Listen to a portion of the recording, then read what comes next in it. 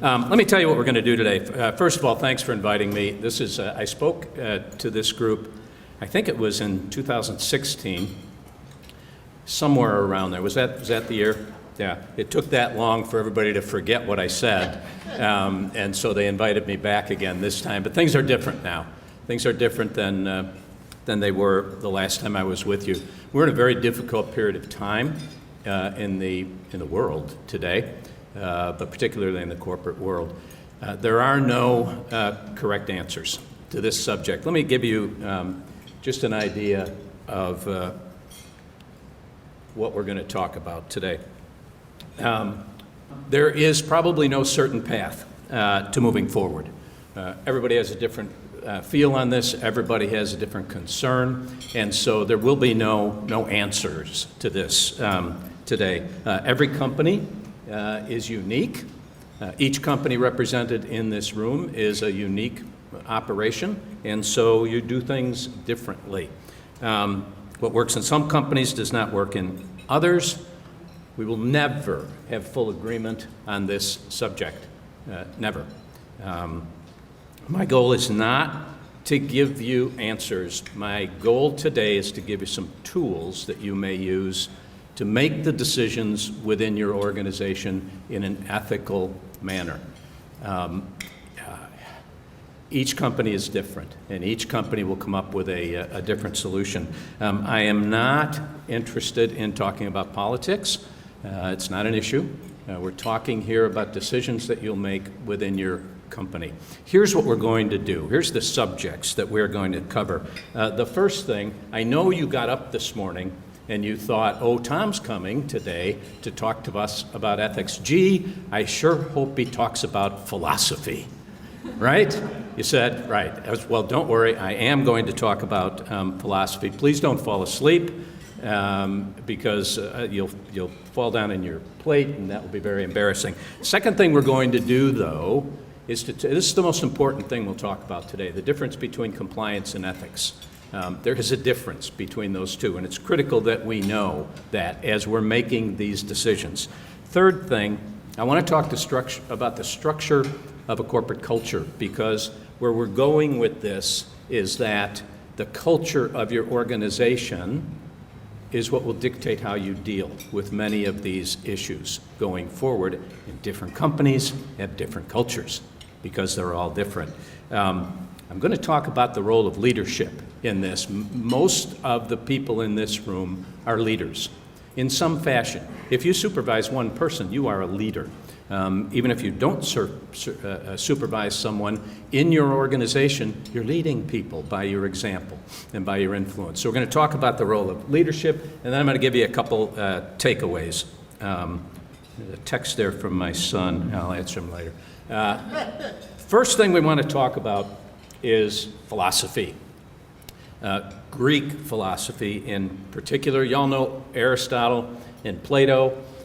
Plato was Aristotle's teacher, and they kind of actually, if you go back here, you'll notice that the primary difference. I'm driving the bus wrong. Primary difference between Plato and Aristotle is that Aristotle wore sandals and Plato didn't wear sandals. He was barefoot. It's the main difference between the two. You can see that in that famous painting of the two of them. Here's what they talked about, and this is a critical thing for you to keep in mind as we discuss this, because it's the grounding for everything we're going to talk about. They developed two different approaches to ethics. The first approach was called rule-based ethics. Now, there is a fancy term called deontological. Well, you don't need to know that. There are specific rules in a government that we must obey. If we don't want to obey them, we must work in an appropriate way to get them changed. In corporations, in families, in social groups, in a golf foursome, same thing applies. There are certain rules that we establish, okay? That's called rule-based ethics. This is the rule. This is what you do. The second type of ethics that Plato and Aristotle developed was called situation ethics. You remember that term. It was very popular it first surfaced really named that in the 70s. So those of you who are as old as me, which is nobody in the room, but that became a very popular phrase in philosophy departments of academic institutions. Situation ethics says, okay, this is the rule, but can we change the rule? Is there something we can do? Are there certain situations where we can adjust the rules? So let's look at rules, first of all. So the Hebrew Bible, the Old Testament, 10 Commandments, right? Moses comes down from the mountain, he says, here's the 10 things that you must obey. If you're Mel Brooks, you had the movie History of the World, Part 1. There were actually 15, but he lip-tripped and fell, broke one of them. Love to know what was on the other 5, wouldn't you? Yeah, I think I could make them up, okay? So here's what Moses said. He said, these are the things, these are the rules. But situation ethics then said, wait a minute. Is it ever okay to tell a lie? I mean, thou shalt not lie. But is it ever okay? Somebody tell me when it's okay to tell a lie. D-Day. D-Day? Yeah. Oh, we're not doing anything over there. Boom. Huh? Does this jacket make me look fat? No. Right. Is it ever okay to tell a lie? Yeah, there are times when hiding the truth may be appropriate. How about this one? Moses said, you can't kill people. Thou shalt not kill. We have some military people in the crowd. Yeah, we can. There are certain situations where we believe as a culture it's okay to do that within guidelines. May we sometimes steal? I had trouble coming up with an example of this, and I decided that if I walked into one of my granddaughters, I have 6, my wife and I have 6 children and 14 grandchildren. And I walk into one of my teenage granddaughters' house and happen to notice a little thing of cocaine there. I'm stealing that sucker. It's not staying there. It's gone, right? So are there times when it's appropriate to steal? I don't know. I think there are. So 2 different types of ethics: rules, situations. The COVID thing is impacted by both, and I don't need to tell you how. That's a fact. Let's talk about the difference between compliance and ethics. It's critically important that we understand this. Most companies, so in our company we have a global chief ethics officer, that's me. There are 10 of us who report to the chairman of the board and CEO, Pat Gallagher. I'm one of them. There is also a gentleman named Walt Bay, who is our head lawyer, and he reports to Pat also. Walt is compliance, I am ethics. They cross over a lot, but basically they're 2 separate subjects, okay? I think the easiest way to remember the difference between these 2 concepts is this. Compliance tells us what we must do. It's about the law. We will not violate the law. We will not violate a contract. Ethics tells us what we should do. Ethics is about beliefs and values and culture. Ethics is the stuff that we as a group of people in a company, in a family, in a golf foursome, believe that we should do. We've made that decision. The law tells us what we must do. Ethics tells us what we believe we should do. So, if that's the case, we need to look at our grounding. Where do we go to develop the values as a group of people that we want to do? We must sit down in a room and decide the values that we have as a group. So if we have to know what values are, we have to look at it graphically. This is what values looks like graphically. I have certain values, and you have certain values. And those values are different. Some of the things that I believe to be good and true, some of you do not agree with. And that's okay, because some of the things that you believe to be good and true, other people in the room do not believe in and do not agree. We're an amazingly diverse group of people. Think about the diversity we have in our company. 34,000 employees, 34,927 as of 8 o'clock this morning. I get an email every morning telling me how many we are. 34,000 people around the world. Amazingly unique people. I have the great honor of traveling the world. I circumnavigate the globe twice every year. Didn't last year, doing it this year. And I get to meet these people, and they are so diverse, from the Maori descendants in New Zealand to the Northern Canadian descendants. Amazingly diverse group of people. But think about the diversity that we have right here in this room, right here and on the video. Each person in this room walked into this room today from a totally unique life experience. I don't care if you grew up in the same town with someone else in the room. I don't care if you grew up in the same house with someone else in the room. Your life experience has been totally unique from everyone else. Now, human beings develop their values based on what they experience in their lives. Some of your values come from your DNA. I understand that, and I believe that. But the bulk of your values come from what you experience. And each of us has experienced life differently. And so we've developed values differently. Now, if that's true, and it is, how the heck do we ever get along? I mean, how do you reach agreement when everybody at the table has a little bit different idea of what's right and wrong? Well, philosophers have helped us with this. This philosopher, John Rawls, some of you, if you studied philosophy in school, you read John Rawls. You're trying to forget him. He was a little obtuse, but he was a brilliant guy. He developed a concept that he called the concept of the overlapping consensus. And what he said was this: yes, there are many things about which you and I will never ever agree. But there are also many things where we overlap, where we do agree. Some people call that shared values. It's the stuff that we sit down at the kitchen table and agree as a family that we should do, right? Now notice, it's not totally overlapped.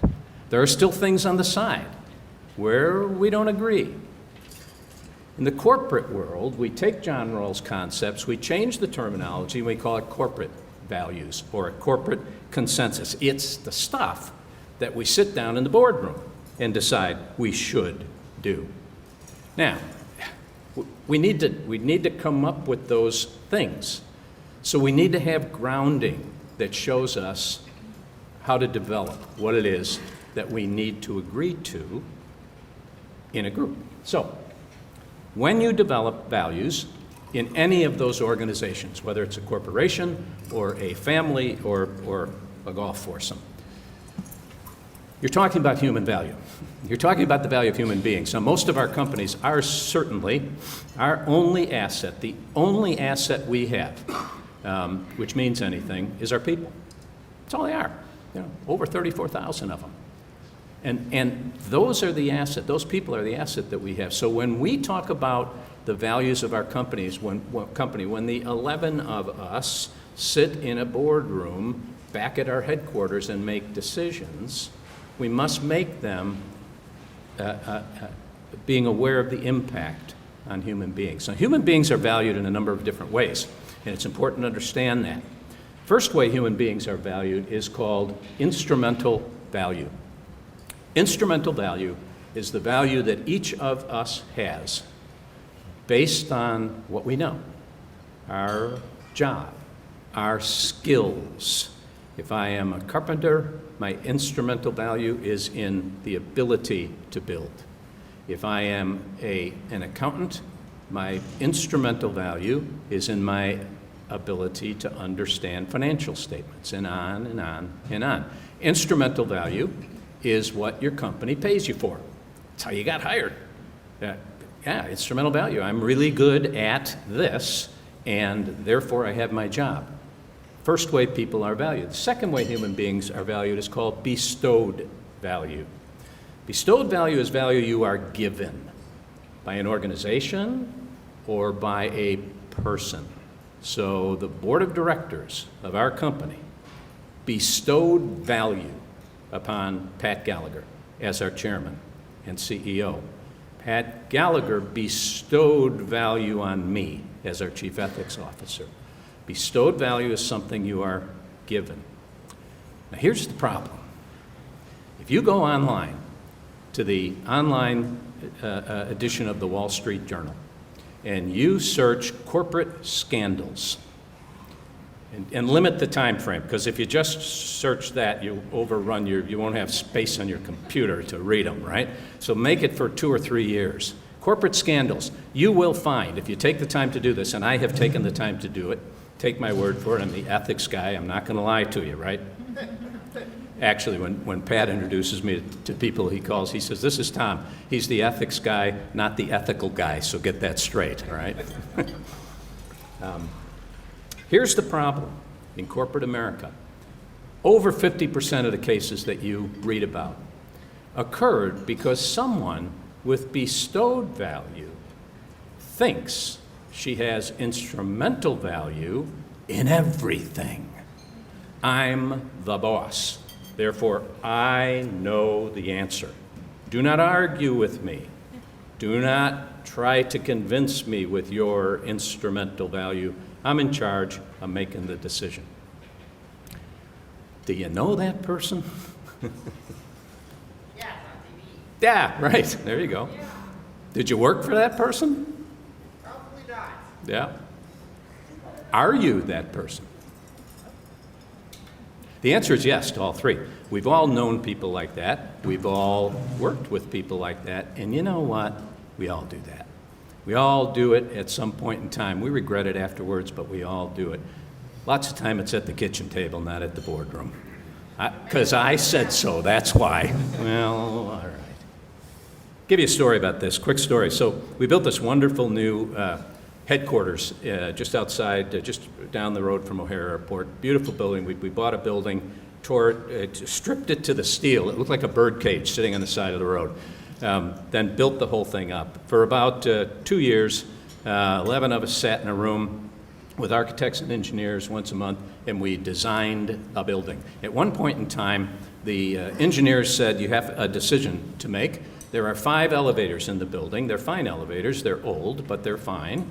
You have 2 decisions. Option number 1, we can tear them out and make smart elevators. Smart elevators, the one where you walk up and you say, I want to go to the 10th floor, and you say that, and it says, go stand over there, and you stand there and go straight up to the 10th floor.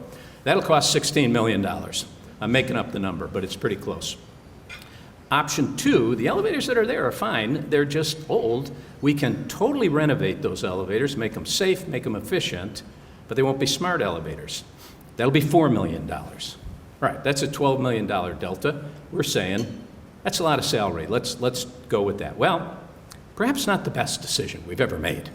Anybody that's been to our headquarters, you probably get the elevators. They're a challenge, particularly with COVID now. Anyway, about a week after we moved into the building, Pat's office is in the corner, the 10th floor, mine's next to his. He sticks his head in my office and he said, hey, let's go down to the commissary down there. There's a guy down there named Johnny who makes omelets. They're great. Let's go. I said, great. We get in the elevator, the only 2 in the elevator on the 10th floor, push 1, somewhere between 6 and 7, boom. Elevator stops. It's not moving. It's stuck. Now, Pat Gallagher is the chairman of the board of our company. He's the CEO. He's the grandson of the founder. He's got full authority. He could have yelled at that switch panel for half an hour and say, do you know who I am? Move, elevator, come on, move. It's not moving. I don't want to get stuck in the elevator with Pat Gallagher. The guy I want to get stuck in the elevator with is Billy Jaramsky. Billy runs our building. He's always got a screwdriver in his pocket. He gets stuck in the elevator, he can stick that somewhere, and the elevator moves. In that case, Billy's instrumental value is far more important to me than Pat's bestowed value. But some leaders don't get that. The third way that human beings are valued is called inherent value. Inherent value is the value that you and I have simply because we are human beings. The fact that I exist means I have value. The fact that you exist means you have value. When we are deciding on the values of our company, it is the third one that we should focus on. We need to focus on the second, on bestowed value. We need to respect people for their bestowed value if they're using it properly, and we certainly need to respect people for their instrumental value. But the key value that we need to worry about is the inherent value of human beings. Critically important, and we're going to keep that in mind. All right, every company develops their own culture. It's in the culture of the company that we demonstrate the values that we decided upon sitting in that room. But there are several ways to develop a structure of a company. The first is what we refer to as a rule-based culture. Now, if you've been in the business world for a long time, again, I'm an old man, and I've been around for a long time, and I can remember, if you go back about 40 years, I can remember when this is how the structure of a culture of a company was designed. The people at the top, or in this case on the left, the senior management in our company, 11 people, decided what would be valued. These are the things we value. They shared it with middle management and instructed middle management to implement it. It's not a bad situation. It worked very well for many, many years. There are organizations in the world where this is critical. This is what has to be done. The military. In the military, you must have a structure because people have to be following those rules. So this is how early on structures in organization, cultures in organizations were based. The boss said, this is what you do. The managers implemented it. And if the stakeholders didn't like it, they had two choices. They could either accept it and say, all right, that's what it is, or they could leave. So remember the overlapping consensus. In the middle were the shared values, but sometimes those stakeholders were outside there. They're out here. I don't believe in what they've decided that we should do. Rule-based culture, not a bad thing. Essential in some organizations, depending upon the type of organization. The second way that a culture in an organization is structured is this. It's a situation-based structure. So, on the left side, senior management begins to develop concepts that they believe in. They share those concepts with middle management. Middle management talks about it. They think about it. They go back to senior management and say, you know what, it's interesting, but I think you missed something. But at the same time they're doing that, they're sharing it with the stakeholders on the right side there. And the stakeholders are thinking about it. Or maybe it originates on the right side with the stakeholders. Or it originates with middle management. No? And people begin talking about it and sharing concepts. And eventually, decisions are made. Give an example of this. Again, you go back 40 years. You tell me 40 years ago that a company like Gallagher would someday be providing health insurance coverage for domestic partners, unmarried partners, regardless of gender. 40 years ago, I would have said, really? You really think that would happen? Today we're doing it. Why?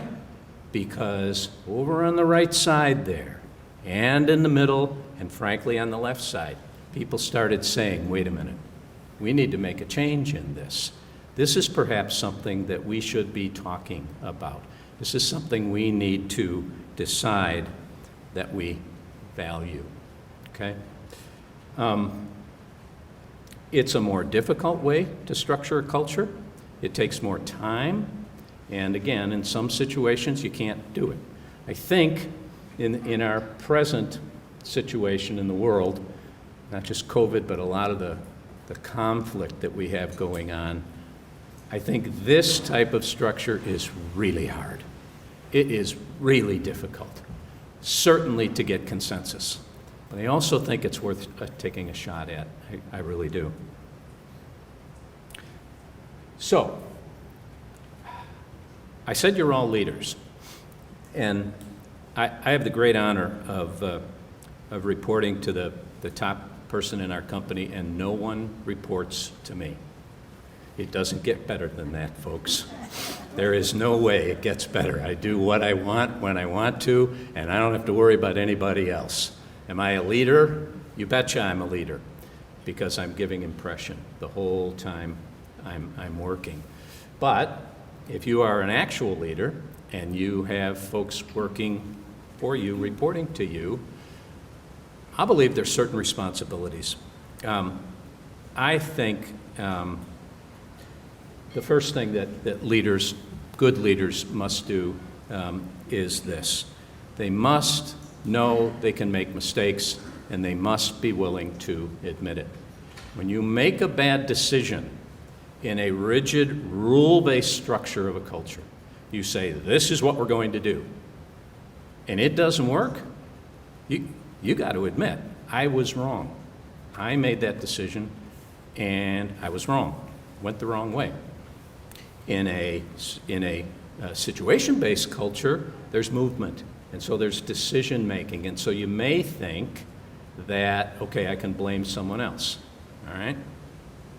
Think that through. Good leaders make their decision after listening to people. Whether it's a rule-based culture or a situation-based culture, a good leader listens to her reports, right?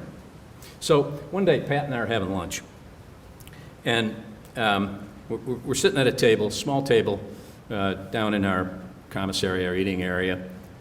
It was just the two of us kind of off in the corner, and I said, Pat, you know, I've come to a conclusion. The best leaders in our company are humble people. I thought the man was going to fall off the chair laughing. He said, humble? We sell insurance. You can't be humble when you sell insurance. I mean, look at Aaron. I mean, can you be humble and sell insurance? I don't know, right? He thought that was crazy. I said, no, you don't understand what I mean. I said, what I mean is good leaders are willing to admit when they make a mistake. That's humility. That's humility. And they know if they listen to their reports, they will get better results when they make the decision. Well, he didn't believe me.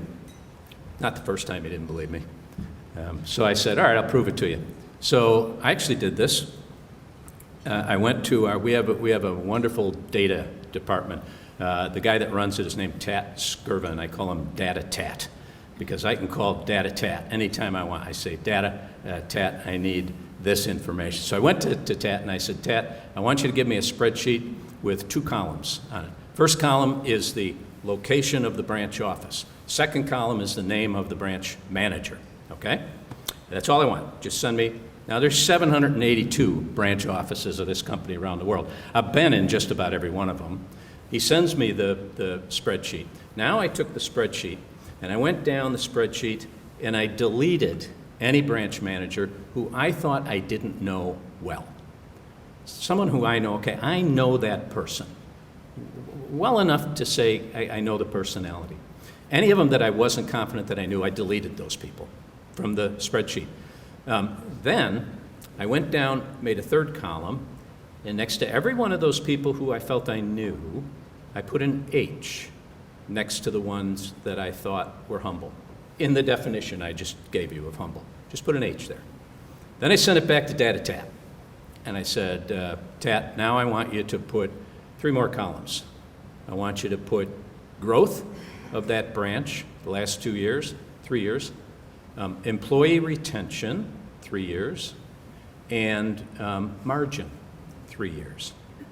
He did it. He sent it to me, and I was about 80% accurate.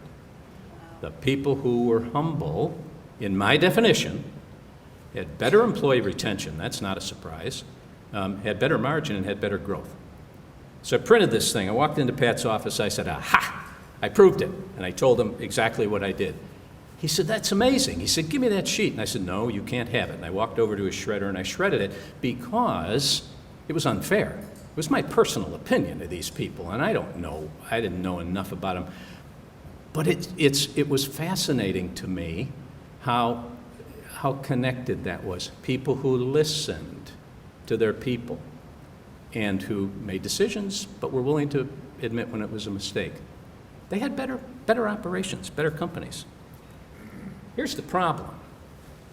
This is critically important, that the clicker work. Give me another hit there, will you? I have to admit it's my clicker, so there we go. Leaders make decisions.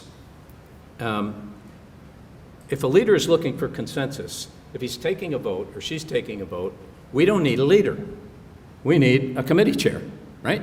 So you've listened to your people on this incredibly difficult subject. You have listened to your stakeholders. You've listened to your middle managers. And if you are the leader, you make the decision. And you stick to it.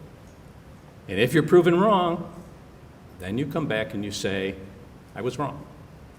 I should have listened to you. And I listened to the other group instead. But then I made the decision. And I was wrong. Okay. That's all the philosophy. That's all the grounding, okay? Where the heck do you go from here? So I need to know what to do in my company. You have a company that has 1,000 employees, 400 employees, 6 employees.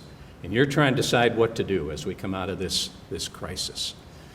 Well, let me give you a couple takeaways. If you take a rule-based approach, your state is pretty open. You don't have a whole lot of legal restrictions here that I'm aware of. Now, I obviously did some research before I came down here, and it seems to me that you pretty much can do what you want within a company setting. That's a good thing, but it's also a pretty big challenge. You might be impacted by federal law. And if you are, then rule-based culture, you obey the law. Or you attempt to get the law changed, which is all about what the elections that are going on are doing. So here you've got some latitude. Second thing, within your organization, you're going to set the tone as the leader. But you need to listen to your people. You need to understand what folks are saying. You don't have to agree with them, but you have to understand, I think, what they're feeling and what they're saying. You need to remember the inherent value of people. And you need to remember that overlapping consensus, because sometimes it's outside that overlap. Then I think the last thing you need to do is listen. I think you need to listen to your people and make a decision. And I told you at the beginning, I can't give you answers to this. No one can, because each company represented in this room is unique. Our company is unique, and we've made decisions that we've then pulled back on, because somebody came back to us and said to those 11 people, wait a minute, there's a reason why that doesn't work, or you're missing something here. All right, let's think about it. And some of them, when they came back, we said, you know what, that's right, let's change it. And some of them we said, I'm sorry, we're not changing it. This is the way we're going. We made the decisions and we live with them. It's a new normal. And I don't think anybody has the answers. I would love to, a couple of years from now, come back and hear from you how it came out. But now, any ideas? Anybody think I'm smoking dope up here? Anybody think I'm really off base?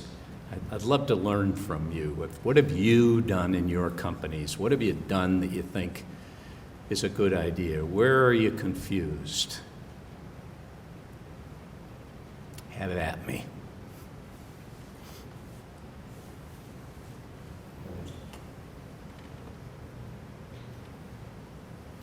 I so love it when I'm right about everything. anything from the folks online? I'm just checking. Not yet, I don't think. but- Okay. At least a lot of the friends that I work with, a lot of people have tried to do like hybrid type working. Yeah. Where Yeah. they're doing some remote, some in the office. I mean, I don't know if that's what a lot of people are hearing here, but it seems like they're Okay. trying to kind of do both. Yeah, so the question is, what about hybrid operations? Companies are trying to do that. We're doing it. I don't know, again, this is a question you have to ask in your office. What we've said is our offices are open. Our folks are coming back. In order to come into the office, you either have to be vaccinated or show a negative test within the last, I can't remember how, 48 hours, yeah. And then you can come in the office. If you want to work remotely, vaccinated or not, if you want to work remotely, you talk to your manager. Frankly, most of our jobs, you can do them pretty effectively remotely. What we fear is that we'll lose our culture. We fear, the people we fear are the new employees, the young people, the folks who are just starting out in the business world, and they learn. How did we learn? How did I learn? I learned from a mentor, where I could walk into that person's office and say, hey, how do I do this? I really need some help with this. Could you look at this? Well, you can do that online, but not as effectively. We're very worried that we'll lose the culture and that our young people will lose that mentoring.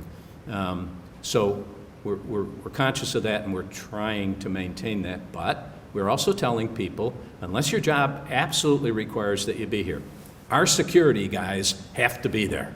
I mean, they have to be there. We're a publicly traded company, and we are always a target for problems. We got security like crazy in that building. We got buttons. I have a button under my desk. If I hit the button, this big, huge guy named Bob comes up, and he's got a gun and 3 cops behind him. So we have to have security people there. There are certain functions, I think a lot of the IT functions, folks have to be physically there with the systems. I don't know all that, but so that's how we're approaching it. I don't know if it's right. We think it's right for us, but there too, we've made changes. I mean, we've made a number of changes. We don't know what we're going to do after January 1. We haven't decided yet. We'll see. Yeah. I'm noticing some companies are thinking about their insurance, and that they're saying, for those who are not getting vaccinated, are increasing our costs of medical care. Yeah. So we're going to have those people who are not getting vaccinated have a higher deductible. And Yeah. those who are getting Concern vaccinated about health insurance. You provide insurance for your employees, and folks who are not vaccinated perhaps will have higher health care costs. Therefore, they should pay more. We do that with smokers in our health insurance program. So smokers have a little surcharge that they pay. We just did an analysis. Again, Data Tat gave me these details. How much have we spent on COVID tests for employees? It's a lot of money. Okay, how does that impact our? When you come in the office, you have to have a COVID test, but boy, that's going to cost us a lot of money, right? So you got to weigh the advantages. We don't know where we're going with that. Right now is our annual enrollment for our health insurance I think everybody is this time of year, but we're just doing it now. We did not ask anything about COVID on the, we had the smoking thing in there. We didn't ask anything on COVID.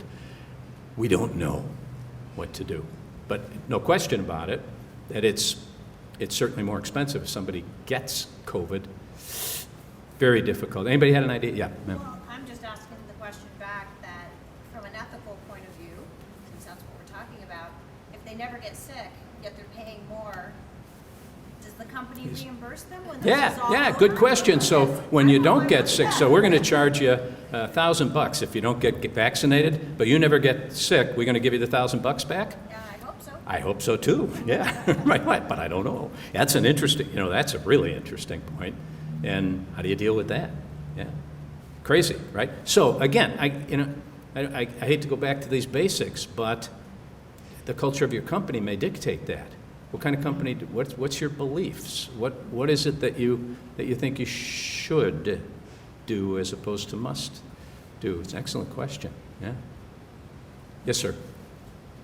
So now that we're seeing more and more hybrid and remote work, how are you translating these corporate values and ethics down to those people you want seeing every day, those new employees who are remote? How do you communicate those values and those ethics and make sure they're kind of buying into those when you're not seeing them and they're just working remote? Boy, I wish I had a good answer to that. I'll tell you what we're trying. I'm back on the road again. I was off for a year, but I'm not doing office meetings. I'm doing where I bring all the employees together. I'm bringing together branch managers at an outdoor venue for dinner in certain place, depending upon what the local rules are, is what we're doing. I don't know how you maintain a culture when people are not physically together, but I am so confident in the creativity of all of us, and particularly of our 34,000 plus employees. We'll come up with a way to do it. And it may be improving the virtual experience, making that better. I don't know how. Well, I kind of do. There's a, I won't name the name of the company, it's one of our competitors, but I was over in London a couple of years ago, and one of our major competitors brought me into their conference, their video conference room. I got to tell you, this was the most amazing. I felt like I was in Star Wars. I mean, you sat at a desk, and there was a monitor in front of you, and if you looked over, if you looked this way, and you would see the people on that screen moving toward you. Apple just came out with this on their new phones. What do they call it? It's the thing where if you move like this, it follows you on your camera. And get a new iPhone, you get this, the new thing. So we're going to come up with better ways for the virtual communication. I also think, and I hope this, that eventually we will get back to a point where people can come in. They'll feel safe coming in. Don't have to, but would feel safe doing it. So we're going to have a major meeting. Pat Gallagher's going to be the speaker. Well, Pat's in London right now. He has a series of meetings right now in London, and a number of them are groups like this. We're having a meeting here today in a group like this. So I think that's going to start coming back. And our remote workers are going to be delighted to come into the office for maybe a day or two a week, or for special events. And then we hopefully will share the culture and make it effective. But it's a huge challenge. It's a huge challenge. Any ideas you got, I'd love to hear. One of our biggest challenge was, when are we going to get back to in-person? And the board made the decision to just go forward and do it this month, but it's very difficult. So many nonprofits went under this past year and a half, and we hope to get our numbers up. You can't replace the in-person Yeah, it's huge, yeah, and you're right, the organizations that depend upon bringing people together are really suffering. And that's a challenge. But again, you don't have the resources, the money and the resources to develop a better system for virtual, but some of the people in this room do, and we do. And when we develop them, we'll share them, and then other organizations will begin using those things. It's interesting, I just read this morning in the Wall Street Journal that Zoom's stock has gone down like 30% in the last couple months. And I mean, you talk about, don't you wish you all bought Zoom 2 years ago? Huh? Don't you wish you thought of starting Zoom 2 years ago, right? But now it peaked, and now it's starting to go down because people are coming back in more. So, subjective decision. Yes, ma'am. I think another conundrum is there are a lot of people who have a lot of years in businesses retiring because of this pandemic. Yeah. And I think that institutional knowledge, coupled with the fact that you can't meet in person, mentor new people, there has to, I think our company has really looked at how we onboard people to give them a richer experience. Yeah. But you still are going to lose that. You're going to lose it, yeah. Yeah, the point is that people are retiring. Many people are retiring because of this whole thing. Boy, how do you then onboard people and help them, again, to realize your culture, to understand what it is that you believe in your company? And it's very difficult. Well, even if you haven't documented processes and Yeah. other things like that, it's gone. It's Yeah. out the door. But we will get creative. I really believe we will. I think we're going to get creative about this. You're already seeing it in some venues, and I think once the creativity begins to bubble up to the surface, then everybody will share it. I certainly hope so, but that's the biggest challenge. How's our time? 12:41. I want to move on. I think so. Are any Okay. more questions? I'm happy to stay. Any other questions? I can also hang around for a little while if anybody wants to fight. Thank you. I really appreciate you letting me come here. I love Oklahoma.